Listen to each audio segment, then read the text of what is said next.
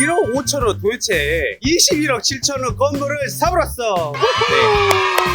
이걸 처음 보신 분들도 있는데 그쵸. 여러분 안 보신 분은 1편에 다시 봐보세요. 소개해주세요. 안녕하세요. 저는 서울에서 장사를 하고 있는 33살 김현우라고 합니다. 아, 그리고 저기 빼먹으면 어떡하냐. 21억 7천 건물주 된 살짝 넣어줘. 뻘쭘하지 아직. 어색한 것 같아요. 귀엽다 어색해요. 귀여워. 네. 나도 이럴 때가 있었는데. 이번에 새로 건물 계약을 하게 돼서 고야집 을지로점을 준비하고 있는 김현우라고 합니다. 아 멋있어. 너 여기 을지로 왜 들어왔냐? 장사 잘하려고 들어왔습니다. 여기 상품 괜찮아? 아, 그럼요. 네. 사고 너무 괜찮다고 생각하고, 힙지로 뭐 이런 얘기가 나온 지 오래됐잖아요. 지금이 거의 을지로의 전성기로 가고 있는 게 아닌가라는 개인적인 생각을 하고, 지금 여기가 을지로 3가 근처인데, 최근에 매식업신에서 엄청나게 핫한 산청숯불가든이라는 브랜드 큰 자리를 또 해주고 있고, 그러면서 잘하는 브랜드들이 계속 들어와요. 워낙 여기 상권에서 유명한 올디스타코라는 브랜드도 있고, 뭐 잘하는 브랜드들이 너무 많아서 저도 들어왔습니다. 다 씹어 먹어버리겠다고. 아무것도 아니라고. 사람들이 되게 궁금해하는데 너가 지금 21억 7천에서 에코티가 한참 부족해. 원래 거의 한 10억, 9억, 11억 이 사이 있어야 되거든. 네네. 근데 1억 5천으로 네가 어떻게 이걸 샀냐고. 장건 수업 때 대표님 알려주셨던 에버리지들을 이용하는 것들을 일단은 저한테 적용 가능한 거는 최대한 다 적용을 했습니다. 장사는 건물주다 PM팀들하고 이야기 나눴을 때 수지 분석을 했을 거 아니야. 부채 상환 비율이라는 걸 정리를 해봤고 너의 수준에 맞춰서 그 건물을 찾았을 거 아니야. 그렇습니다. 네. 그치? 그러니까 이게 여러분 살 수 있었던 거예요. 현우 대표가 알맞게 맞춰서 한 거지 막 아무 생각 없이 건물주의 환장해갖고 그렇게 하진 않았어요. 자, 드디어 기초 수급자 출시! 그 현우 대표가 꿈에 그리던 이 건물 앞에 진짜 울컥하면 울컥해. 또 건물은 낡았지만 이제 예쁘게 리모델링 할 거니까 아이씨! 오! 뭔 철거 동원하는 깡패인 줄 알았습니다. 아, 여러분, 내피셜이 아니고 어마어마한 일 해냈습니다. 우리 현우 대표가 보면 늘 좋아야 될 이유가 평당 3천만 원을 싸게 사줬거든요. 그렇죠. 10억 싸게 샀으니까. 왜 이 상권에서 이 입지로 사주신 거예요? 여기가 지금 을지로 상권인데 원래 길 건너가면 이제 힙지로라고 해서 한 2, 3년 전부터 여기가 이제 막 활발해지면서 MZ들이 막 들어오기 시작했어요. 여기가 원래는 인쇄소 골목이에요. 저녁만 되면 사실 완전히 다 그냥 껌껌한 동네였거든요. 근데 그 인쇄소 사이사이 골목마다 약간 빈티지한 가게들이 되게 많았어요. 오래된. 맞아. 정말 40년, 50년 된 그런 건물들을 리모델링 하면서 최근에 주변에 있던 젊은 사장님들이 이렇게 하나둘씩 모이면서 을지로 상권들이 점점점 활성화되고 있었어요. 그러니까 우리 현우 같은 애들이 막 계속 들어오더라고요. 그렇죠. 근데 거기가 지금 평당 한 1억 5천까지도 가요. 아, 미쳤네. 네, 근데 거기가 딱 제한적이에요. 사이즈가. 네. 그러다 보니까 이제 확장되는 상권으로 저는 여기를 봤던 거예요. 그리고 여기는 가장 좋은 게 뭐냐면 세운지구라고 해서 대규모 재개발 예정되어 있어요. 근데 그게 재개발안이 아니라 바로 길 건너에 지금 여기 있거든요. 좋겠다, 너. 돈 벌었어. 어떡해. 그러다 보니까 저쪽에 지금 계속 부시고 이주를 하고 있는데 그러니까. 거기 있는 가게들이 다 이쪽으로밖에 올 수가 없어가지고 임대료가 계속 올라가고 있어요. 궁금한 건 여기서 이 물건을 줬을 때 넌 느낌이 어땠어? 일단 너무 신기했던 게 제가 계속 보던 아, 진짜? 물건이었다는 게 너무 신기했고, 너도 그때 강의 듣고 이후로 조금씩 물건을 계속 보고 있었구나. 그쵸. 강의 듣고 이제 저 남는 시간에 계속해서 네이버 부동산 통해서 찾아보고 잘했다. 손품 팔고 다녀도 보고. 근데 그 중에 제일 제가 생각이 가던 자꾸 보던 물건이었어요. 근데 그 물건을 이제 장건 PM팀에서 딱 저한테 연결을 해주니까 이야. 일단 그게 너무 신기했고, 중요한 거는 제가 네이버 부동산에서 봤을 때는 이게 30억에 나와 있던 매물이었는데 그게 장건팀에서 저한테 건네준 가격은 21억 7천. 오. 제가 모르는 장건팀에서의 그런 계속된 작업들? 네, 노고가 있었겠죠. 그 얘기 듣자마자 제가 하겠습니다 라고 바로 저는 결정을 했습니다. 제가 늘 얘기했던 것처럼 100번 말해도 지나치지 않는 준비된 자의 기회는 온다고. 준비가 너가 돼 있었어. 그래서 살 수 네. 있었던 거야. 공부도 되어 있었고 그리고 딱 물건을 딱 제시를 했을 때 바로 선택할 수 있는 능력이 있었어요. 여기 있는 물건 많이 봤을 거예요. 많이 봤기 때문에 싼 걸 알 거예요. 그래서 사실 여기 이제 히스토리가 있어요. 네, 장건 PM팀에 이 물건이 왔던 게 거의 한 8개월 전? 그때부터 계속 작업을 하고 있었어요. 맨 처음에는 사실 26억, 27억 이렇게 나왔었어요. 그런데 우리가 컨텐츠가 있기 때문에 살 수 있는 사람은 우리밖에 없다 하면서 6개월 동안 한 달 간격으로 저희 아니면 못 삽니다.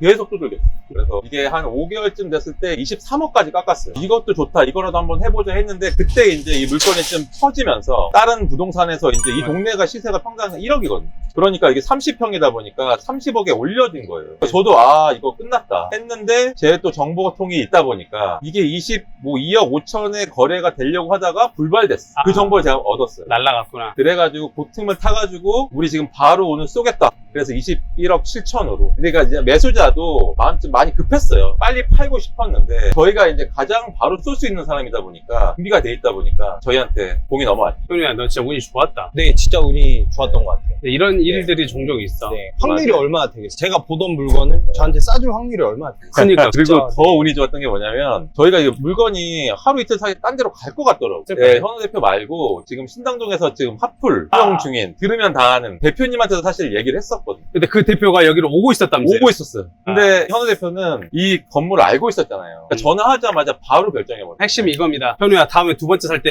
무조건 계좌 주세요. 무조건 3천이든 5천이든 무조건 쌓아야 됩니다, 여러분. 노하우, 이게 진짜 꿀팁이에요. 계좌 주라고 빨리 사는 게 임자예요. 현우야, 나는 너 솔직하게 그냥 얘기해줘. NG 없이 그냥 얘기해도 될 것 같아. 아니, 너가 나한테 강의를 듣고 공부를 했잖아. 그럼 혼자 사도 되잖아. 왜 이런 PM팀들한테 굳이 뭐 요청하고 부탁하는 거야? 일단 첫 번째는 저 혼자 부동산 컨택하는 가격이랑 다르죠. 이거는 PM팀만이 할 수 있는 거라고 생각하고 여기서 졸라 그쵸. 조지거든. 제가 봤을 때 저한테 온 거는 30억인데 같이 가니까 21억이 되는 마법 같은 일이라고 생각을 그치, 하고 그치. 그다음에 매매 계약에 있어서 계약서 한 장에 한 글자 한 글자가 너무 맞아, 중요하다. 문장 하나가 너무 중요하다. 그게 뭐 음. 크게는 몇 천만 원까지도 갈 수 있다. 음. 근데 그거를 제가 해보니까 느꼈어요. 그 계약 날이 긴장이 엄청 돼요.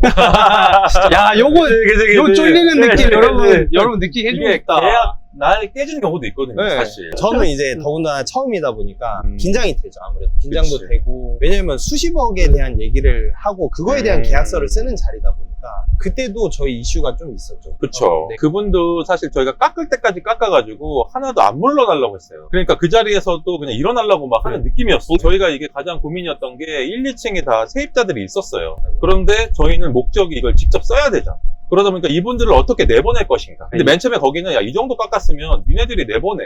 이거였어요. 매수자 명도 조건을 얘기한 거예요. 그거를 이제 협상을 계속했죠. 근데 이제 원래는 1, 2층을 다 명도해줘라라는 걸로 이제 얘기를 했는데 1층은 이제 거의 10년이 넘었어요. 2층은 들어온 지 얼마 안 됐어. 그래가지고 1층은 그분이 10년 됐으니까 1층은 내가 내보내겠다. 매도자가. 근데 2층은 니네가 알아서 해라. 이렇게 된 거죠. 그래서 물어봤어요. 2층 못 쓰면 이거 어떻게 되냐? 안 되죠. 무조건 그러니까. 써야 되는 거예요. 야, 네, 금액은 픽스하면서 이분이 이제 2층까지 내보내주세요 하면 걷어드리겠더라고요. 마치 이거는 결혼을 하기로 했는데 아니야, 결혼하기 전까지 너랑 나랑 손만 잡고 자야 돼. 이런 느낌이잖아. 아, 1층은 돼. 2층은 안 돼. 그거 그죠. 그 느낌이잖아요. 그죠, 맞죠? 2층이 또 핵심이었잖아요. 네. 아, 이걸 포기해야 되나 말아야 되나. 그래서 네. 이제 정보통을 쫙 뿌렸죠. 뿌려고 봤더니 2층이 지금 나가려고 부동산에 권리금으로 내놨더라고요. 저희가. 그러면 이거 우리가 그냥 들어가면 되겠다. 그래서 판단이 빨랐어요. 아, 정말 잘했네. 마치 이 느낌은 결국 이제 결혼 전까지는 네. 손만 잡고 자야 돼. 네. 근데 알고 봤더니 이제 이 여자친구 빚이 많았네. 이거를 내가 해결해줄게. 그럼 결혼할게. 근데 이렇게 그게 이렇게 내가 되구나. 감당할 수 있는 빚이야. 그렇죠. 뭐 이런 거죠. 그러니까 네. 저희는 직접 써야 되는 입장이었기 때문에 이분이 확실히 나갈 수 있냐 없냐가 가장 중요했고 그 정도는 우리가 최대한 좀 돈을 책정을 해놨어요. 이 정도까지 줄 수 있다. 근데 그 권리금도 한 2천 정도 깎아가지고 잘 조율을 했어요. 징하다, 징해. 그것까지 못 바꿨다. 그러니까 너는 그냥 주고 말지 그랬을 수도 있잖아. 천금만 맞아. 그러면 이야기 너무 재밌는데 네. 이 건물 앞에 온 김에 좀 간단하게라도 네. 보여주세요. 괜찮으시죠? 네, 지금 네. 인테리어 하고 있고 네. 현 대표가 또 네. 설명해 줄 수 있을 것 같아요. 우리의 첫 현우 대표의 건물 1층에 지금 들어왔는데 네. 지금 인테리어 직공을 하고 있잖아. 그쵸, 인테리어 하고 있죠. 근데 또 여기서 체크해야 될 거, 유의사항 이야기 좀 해주세요. 지금 제가 생각하지 못했던 몇 천을 까먹고 있는데 요거를 진짜? 알려드려요. 요거 뭔가 자리를 선택하거나 했을 때 생각하지 못한 비용이 정화조에 대한 근데 요거는 그냥 구청에 전화하면 이게 인원 몇 인이 묻혀 있습니다. 충분히 그냥 요거는 사전에 전화해보면 알 수 있는 부분인데 그치. 제가 놓쳐가지고 정화조를 새로 묻어야 돼요. 그 비용도 뭐 한 1,000만. 근데 중요한 건 또 이 건물의 하수관이 다 옛날 토관이다 보니까 이미 무너져서 유실이 돼 있어요. 아이고야. 그래서 이런 공사도 다시 새로 들어가야 돼. 오래된 물건을 선택을 하거나 오래된 건물에 장사를 하려고 임대차 계약을 쓰려고 준비하시는 분들은 기본적인 설비에 대해서 한번 체크를 해보면 조금 세이브할 수 있는 부분이 있지 않을까. 정화조 같은 경우에는 여기가 사용하는 사람들에 따라 또 용도에 따라서 정화조 용량이 선택이 되는데 여기에 인쇄소였는데 휴게 음식점으로 되다 보니까 다중 이용 시설이 되다 보면 정화조 용량이 또 커져야 되거든요. 맞아요. 네, 근데 이게 1년에 한 번 이제 수거를 하는데 그렇죠. 1년에 2번, 3번 수거하면서 해결이 되는 경우가 있고 근데 그게 너무 넘어가 버리면 여기 같이 정화조 용량을 키워서 다시 이제 시공을 해야 되는 사례가 생기는 거죠. 그런 것들을 구청하고 미리 체크를 해보고 지금 그 얘기란 얘기잖아요.